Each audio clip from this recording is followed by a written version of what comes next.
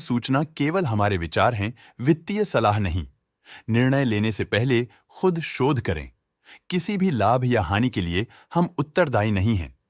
आज हम देख रहे हैं पेन्नार इंडस्ट्रीज लिमिटेड के 2024-25 Q3 की consolidated financial performance. Starting with the sales, पिछले क्वार्टर से सेल्स में 12% का इंक्रीज हुआ है, मगर कंपनी ने पिछले साल के मुकाबले 13% का सेल्स इंक्रीज रिपोर्ट किया। Expenses 13% quarter on quarter increase हो गए हैं, जो साल भर के 13.5% के राइज के साथ अलाइन करता है। क्वार्टरली सेल्स के कंपैरिजन में एक्सपेंसेस इंक्रीज होना दिखाता है कंपनी ने एक्सपेंसेस मैनेज करने के लिए स्ट्रगल किया। कंपनी ने पूरी साल के दौरान चैलेंजेस का सामना किया। ऑपरेटिंग प्रॉफिट, जो पिछले साल के कंपैरिजन में 7.5% अप हुआ है, quarter on quarter around 8.5% increase हुआ है। Operating profit margin OPM annual basis पे -0.5% से डिक्रीज हुआ है और पिछले क्वार्टर के कंपैरिजन में -0.5% से डिक्रीज हुआ है। एक्सेप्शनल आइटम्स को ऐड करके अदर इनकम पिछले क्वार्टर के कंपैरिजन में 13.5% बढ़ गई, बावजूद इसकी ईयरली ग्रोथ 10% हुई है।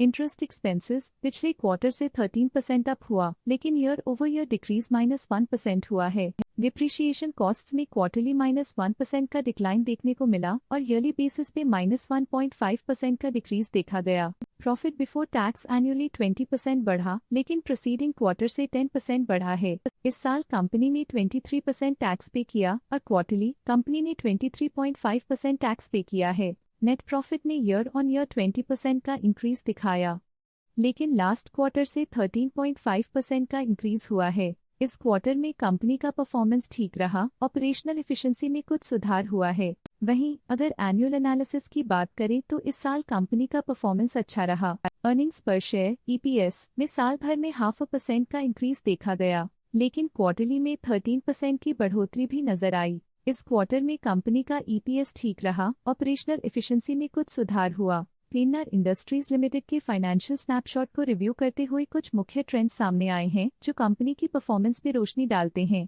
दिसंबर 2021 से दिसंबर 2024 तक पेन्नार इंडस्ट्रीज लिमिटेड की फाइनेंशियल जर्नी में सबसे पहले बात करते हैं सेल्स की। इस साल सेल्स में 5.5% की वृद्धि हुई है और पिछले 4 सालों में 47.5% की वृद्धि हुई है, जो एक निरंतर अपवर्ड ट्रेंड को दर्शाता है। पिछले 3 साल से सेल्स लगातार बढ़ती जा रही है, जो मार्केट एक्सपेंशन और कंज्यूमर डिमांड में वृद्धि को दर्शाता है। अब बात करते हैं एक्सपेंसेस की। इस साल एक्सपेंसेस 12% बढ़े हैं और 4 सालों में 54% का इजाफा हुआ है। इस साल हालांकि एक्सपेंसेस सेल्स से थोड़ा ज्यादा बढ़े हैं, मगर ग्रोथ रेट्स का करीब होना स्टेडी ऑपरेशनल कॉस्ट को दर्शाता है। चैलेंजेस से गुजरते हुए ऑपरेटिंग प्रॉफिट ने इस साल -56% की डाउनटर्न देखी, जो एक ट्रेंड को कंटिन्यू करता है, पिछले 4 सालों में -27% की डिक्लाइन के साथ।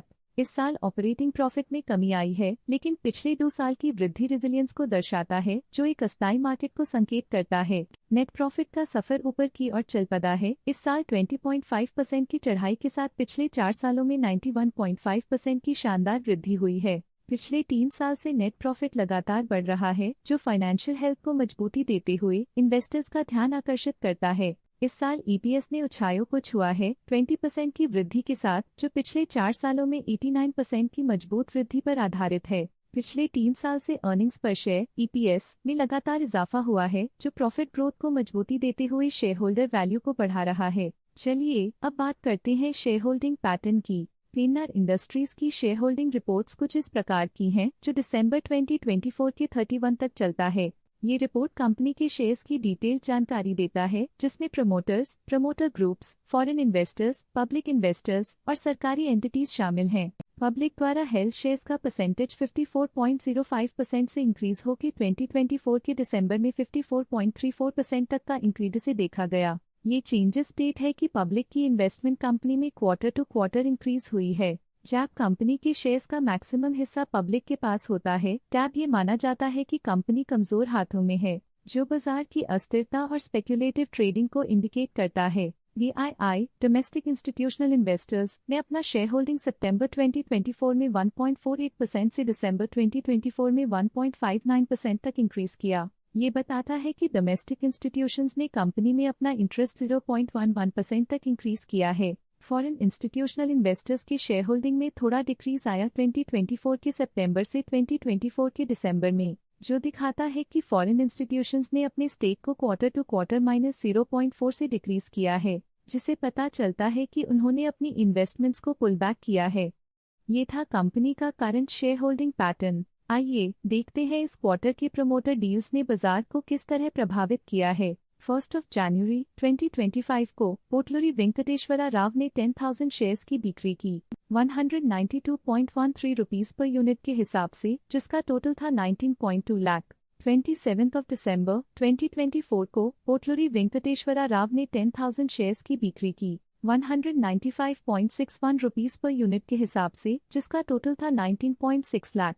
10 दिसंबर 2024 को पोटलूरी वेंकटेश्वरा राव ने 12,000 शेयर्स की बिक्री की 220.96 रुपीस पर यूनिट के हिसाब से, जिसका टोटल था 26.5 लाख।